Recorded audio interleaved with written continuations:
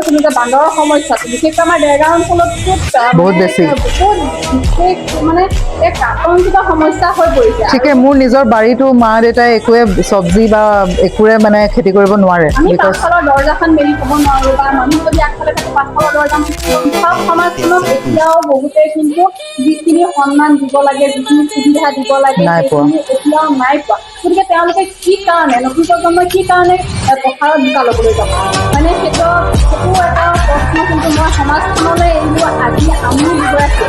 গতিকে সো তাত আমি দেখিছোঁ যে প্ৰিয়ংকা চোপ্ৰাই প্ৰমোট কৰিছে আমাৰ টি গাৰ্ডেনছ কাজিৰঙা। মোৰ প্ৰব্লেম প্ৰিয়ংকা চোপ্ৰাই প্ৰমোট কৰাৰ কাৰণে নহয়, মোৰ প্ৰব্লেমটো হৈছে কি আমি ইমান দিনে এনেকুৱা এটা ধুনীয়া বিজ্ঞাপন কেলৈ নেদেখিলোঁ।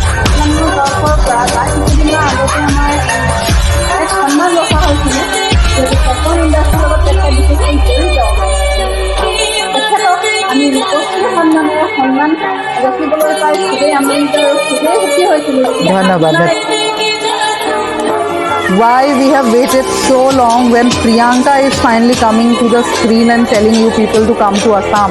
Why have we not taken any initiative where we were able to promote it with our own duties? We could have taken someone from our Assamese film industry and could have made such videos long back. It could have run. NBC jewel centre smart টাৰ্ণিঙৰ তৰফৰ পৰা আপোনালোকে নমস্কাৰ, আশা কৰোঁ সকলো কুশলে আছে নিশ্চয়। নৱচেতনাৰ অন্য এটা পাৰ্টলৈ আপোনালোকক স্বাগতম জনাইছোঁ। এটা বিজ্ঞাপন আছিলে য'ত আমি দেখিলোঁ যে Priyanka Chopra as a brand ambassador লৈছে। আই থিংক এইটো অছম আছামৰ আছিলে নেকি, য'ত প্ৰিয়ংকা চোপ্ৰাই কাজিৰঙাত শ্বুট কৰিছে, টি গাৰ্ডেনত শ্বুট কৰিছে। চ' তাত আমি দেখিছোঁ যে প্ৰিয়ংকা চোপ্ৰাই প্ৰমোট কৰিছে আমাৰ টি গাৰ্ডেনছ কাজিৰঙা। মোৰ প্ৰব্লেম প্ৰিয়ংকা চোপ্ৰাই প্ৰমোট কৰাৰ কাৰণে নহয়, মোৰ প্ৰব্লেমটো হৈছে কি আমি ইমান দিনে এনেকুৱা এটা ধুনীয়া বিজ্ঞাপন কেলৈ নেদেখিলোঁ। Why we have waited so long when Priyanka is finally coming to the screen and telling you people to come to Assam? Why have we not taken any initiative where we were able to promote it with our own beauties? We could have taken someone from our Assamese film industry and could have made such videos long back. It could have run as advertisement. There we could have seen a huge travel economy flowing in Assam if we would have used such videos earlier. So I really feel like আমি অলপ ঢিলা পৰিলোঁ সেই ক্ষেত্ৰত। আমি সেইটোৱে মই যেনেকৈ আগতেও ক'লোঁ আমি নিজক আচলতে মাৰ্কেট কৰিবলৈ নাজানিলোঁ।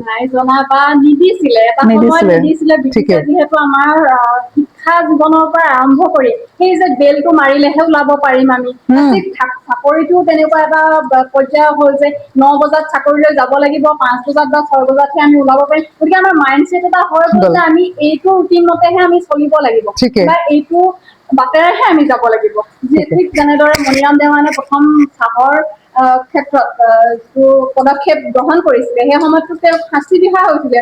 গতিকে ঠিক তেনেদৰে আপুনি যিটো কৈছিলে যে আমি কিছুমান ক্ষেত্ৰত খুব এতিয়াও পাছ পৰি আছো। যিহেতু আমাৰ যদি একেবাৰে দাঁতিকাষৰীয়া অঞ্চলত জ্যোতিপ্ৰসাদ আগৰৱালাদেৱে গ্ৰহণ কৰা এটা পদক্ষেপ যিটো বোলছবি জগতক লৈ বা মহিলাসকলক সেই সময়ত খুব হেও চকুৰে চাইছিলে। আইদেউ সন্দিকৈতো আমাৰ বহুত দিন এঘৰীয়া কৰিয়ে ৰাখিলে বা তেওঁ কি পৰ্যায়ত গৈ সেই শেষত মৃত্যুক আঁকোৱালি ল'লেগৈ।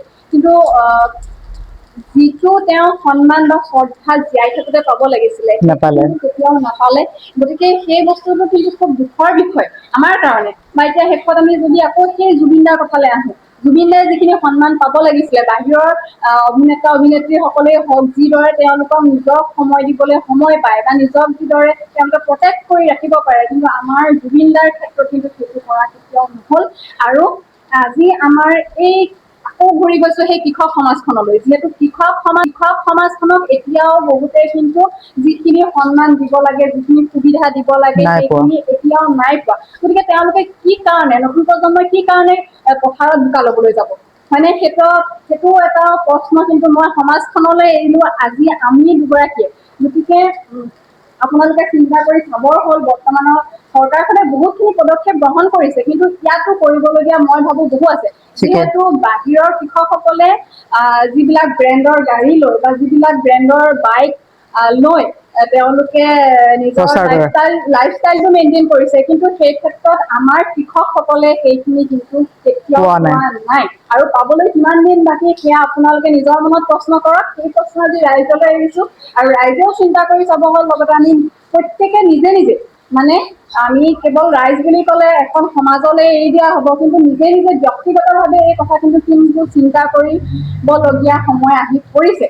আৰু ঠিকে, অলপ আগতে কৈ গৈছিলো যে বান্দৰৰ সমস্যাটো বিশেষকৈ আমাৰ দেৰগাঁও অঞ্চলতো বহুত মানে বেছি। বহুত বিশেষ মানে এক আতংকিত সমস্যা হৈ পৰিছে। ঠিকে, আৰু মোৰ নিজৰ বাৰীতো মা-দেউতাই একোৱে চব্জি বা একোৱে মানে খেতি কৰিব নোৱাৰে। আমি বিকজ পাছফালৰ দৰ্জাখন মেলি থব নোৱাৰো, বা মানুহ যদি আগফালে থাকে পাছফালৰ দৰ্জা মেলি থব নোৱাৰো, আগফালে থাকিলে মানে পাছফালৰ দৰ্জা, পাছফালে থাকিলে আগফালৰ আগফালে দৰ্জা মেলিব মেলি থব নোৱাৰো, খিৰিকী খুলি থব নোৱাৰো, মানুহে আহি ভিতৰৰ পৰা টোপোলা লৈ যায়। গতিকে আমি এই সৰু সৰু কথা, ধৰি লওক দেখাত সৰু সৰু, কিন্তু কিছুমান বহুত ডাঙৰ সমস্যা কৰিছে। ঠিকে, ঠিকে। গতিকে এই ক্ষেত্ৰত কিন্তু চৰকাৰৰ বহু কৰণীয় আছে, বা আমি ব্যক্তিগতভাৱেও, যিহেতু তেওঁলোকৰ গাতো বান্দৰৰ গাতো দুখ নাই বুলি ভাবো, কিয়নো আজি যদি এখন হাবি থাকিলেহেঁতেন ডাঙৰ, বা তেওঁলোকৰ কাৰণে বান্দৰখিনিৰ কাৰণে যদি যি পৰ্যাপ্ত পৰিমাণৰ আহাৰ বা যি পৰ্যাপ্ত পৰিমাণৰ তেওঁলোকৰ খাদ্য, সেইখিনি থাকিলে হয় তেওঁলোকে হয়তো আহি পেলাই আমাৰ মানুহৰ ঘৰত অসুবিধা নিদিলেহি হয়। গতিকে আমি ঠিকে। সকলোৱে প্ৰত্যেকে নিজে নিজে চিন্তা কৰিবলগীয়া সময় আহি পৰিছে।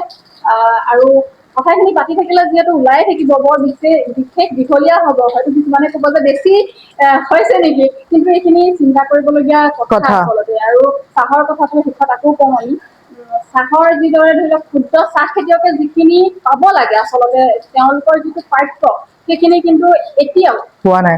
পোৱা নাই। কাৰণ যদি আমি বজাৰত চাওঁ, একেবাৰে গ্ৰাছ লেভেলত যদি চাওঁ আমি, পাত টোকাজনৰ মূল্য হ'ল কেজিয়ে প্ৰতি ৩ টকা, আৰু কৃষকজনে পায় 10 টকা। তেন্তে কৃষকলে থাকিল কেইটকা? 7 টকা।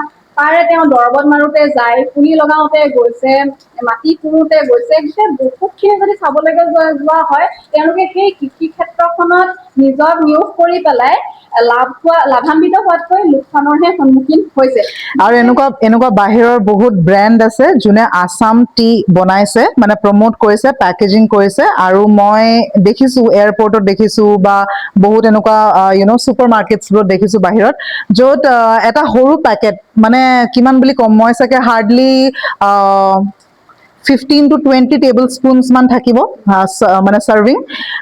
সেই পেকেটটোৰ দামে 700-800 টকাকে বেচিছে। আৰু আপুনি যিহেতু এতিয়া ক'লে যে টোকাগৰাকীয়ে 3 টকাহে পাইছে, বা যিটো ফাৰ্মাৰ তেওঁ 10 ৰুপিজে পাইছে, তেতিয়াহ'লে সেই ভেলু প্ৰপৰ্চন খিনি কিন্তু সিহঁতৰ লগত মানে ৰেচিপ্ৰকেট নহ'ল। নহয়। সিহঁতি নাই পোৱা নিজৰ মূল্য যিসকলে যিখিনি পাবলগীয়া। ওচৰতে ব্ৰেণ্ডিং কৰাজনে পালে গোটেই মাৰ্জিন খিনি। পালে, গতিকে সেই বস্তুখিনিত কিন্তু অকণমান গুৰুত্ব দিব লাগিব। আমি নিজেও সজাগ হ'ব লাগিব, আৰু চৰকাৰেও সেই বস্তুখিনিত গুৰুত্ব দিব লাগিব। সেইকাৰণে য়াং এজ এণ্টাৰপ্ৰিনাৰ্ছ যিবোৰ আছামৰ আছে, যিবোৰে ভাবি আছে সিহঁতি নিজৰ এণ্টাৰপ্ৰিনাৰ জাৰ্ণিবোৰক বহুত চিৰিয়াছলি ল'ম বুলি, মই ৰিকুৱেষ্ট কৰিম যে প্লিজ আপোনালোকে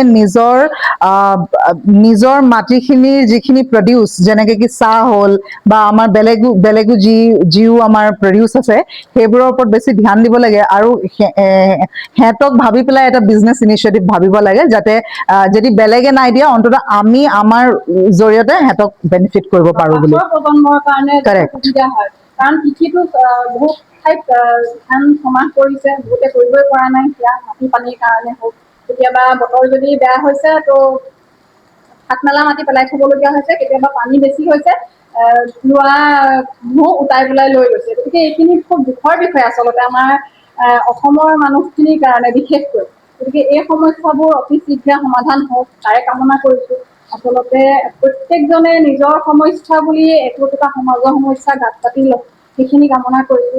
আৰু যিহেতু আমি আজি আপোনাৰ লগত এনেদৰে বহি বহুখিনি কথাই পাতিলো, ব্যক্তিগত জীৱনৰ পৰা সমাজ জীৱনলৈকে, সমাজ জীৱনৰ পৰা আকৌ ব্যৱসায় হওক বা চৰকাৰী চাকৰিয়াল এজনৰ যিটো লাইফষ্টাইল, সেয়ালৈকে। গতিকে ষ্টুডেণ্ট এজনৰ পৰা আৰম্ভ কৰি বৰ্তমান অগ্ৰজ এজনৰ লাইফষ্টাইলৰ কিছুমান কথা সামৰি পাতিলো। গোটেই বস্তুখিনি আমাৰ ইয়াতে সাঙুৰ খালে। গতিকে বহুত ভাল লাগিছে কথাখিনি।